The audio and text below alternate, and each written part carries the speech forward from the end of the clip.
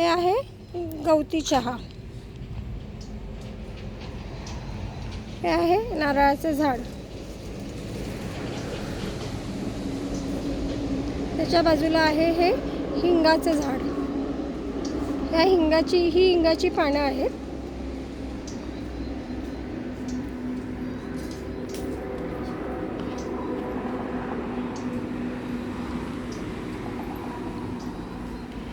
हे आमच्याकडे एक जुनं मडकं होतं, ते जरा झिरपत होतं. त्याला थोडंसं सिमेंट लावून आम्ही त्याचा असा वापर केलेला आहे.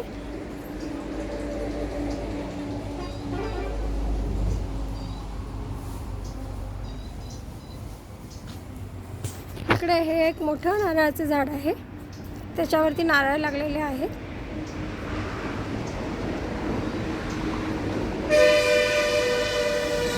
हे आहे पेरूचं झाड.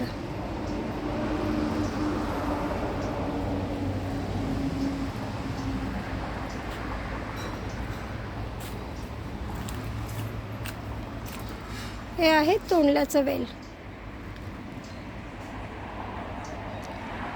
आणि हे सगळं आहे विरंगुळामध्ये.